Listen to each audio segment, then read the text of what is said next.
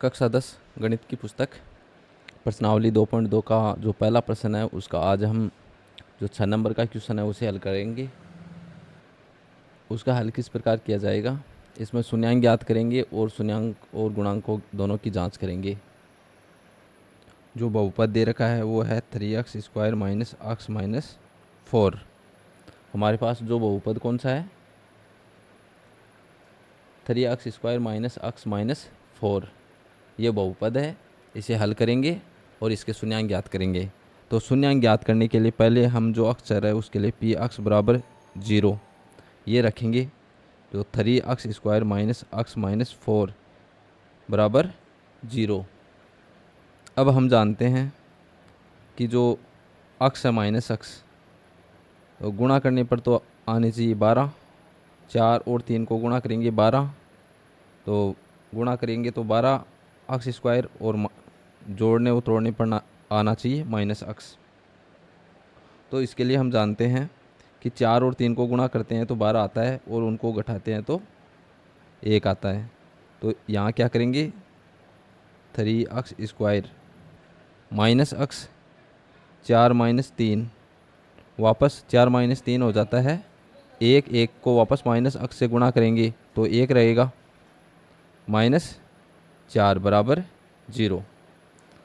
अब पुनः 3x², इस माइनस x को 4 से गुणा करेंगे तो 4 माइनस 4x, फिर माइनस माइनस, इस माइनस को इस माइनस से मल्टीप्लाई करेंगे तो प्लस आ जाएगा, फिर 3x 3 को x से, फिर माइनस 4 बराबर 0। ये हल कर लिया। जो ये ब्रैकेट में रखा है हमने, ये आपको समझाने के लिए ही रखा है, आसानी से समझ में आ जाए। अब जो हमारे पास दो पद बन गए हैं, इनके जोड़े बना लेंगे, फिर कॉमन लेंगे इनमें से। तो जो पहला पद है उसमें से कॉमन आएगा x, तो कॉमन आ जाएगा तो 3x माइनस 4। फिर जो अगला है उसमें +1 कॉमन लेंगे तो 3x माइनस 4 बराबर 0। जो पूरा पद है उसमें से 3x माइनस 4 कॉमन लेंगे, 3x माइनस 4, और शेष रह जाएगा x प्लस 1 बराबर 0। अब 3x माइनस 4 बराबर 0 एक बार तो पहले ये रख लेते हैं, और एक x प्लस 1 बराबर 0, इन दोनों को हल करेंगे। तो यहाँ x का मान 3x बराबर, जब बराबर के उधर कोई माइनस की संख्या जाती है तो वहाँ प्लस की हो जाती है, तो 4 हो जाएगा। 0 प्लस 4 4 यहाँ हो जाएगा। फिर x के गुणा में जो है वह भाग में चली जाएगी, जो 4/3। तो पहला जो शून्यांक है वह हमारे पास आया 4/3। अब दूसरा शून्यांक, तो x बराबर, ये प्लस का उधर जाएगा माइनस का 1, तो दूसरा शून्यांक प्राप्त हो गया -1। अब हम बहुपद के गुणांकों और शून्यांकों के मध्य संबंध ज्ञात करेंगे। तो लिखेंगे बहुपद के गुणांकों व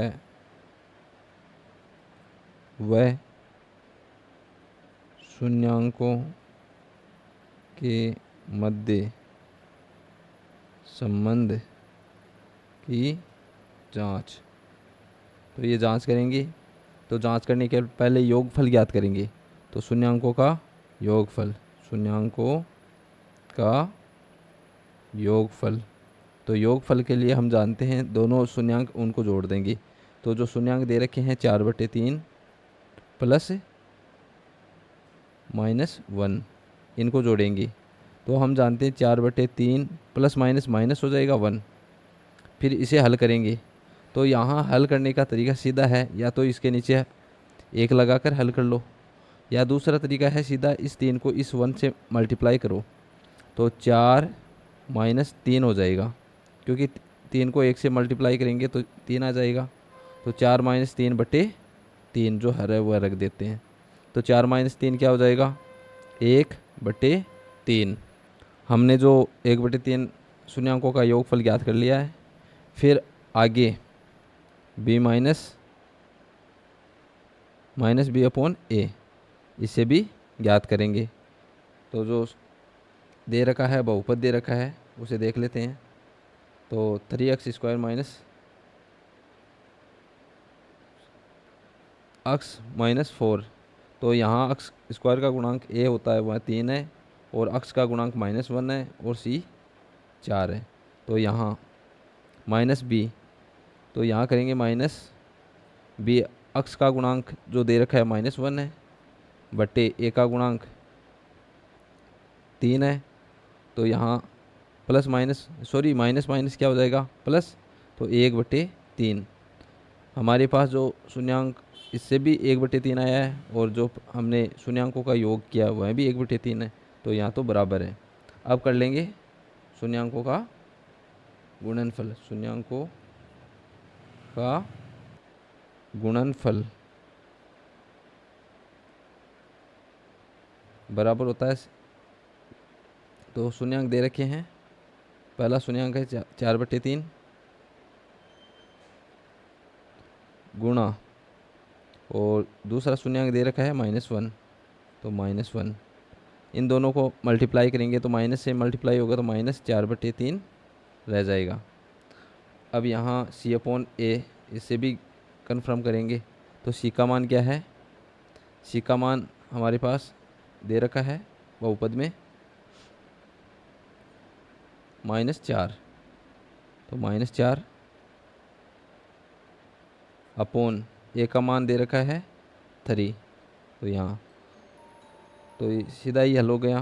तो -4/3, और यहाँ पर भी -4/3 शून्यांकों का गुणनफल। तो यहाँ दोनों ही बराबर है। तो अब हम लिख सकते हैं, अतः बहुपद के गुणांकों व शून्यांकों के बीच संबंध सही है।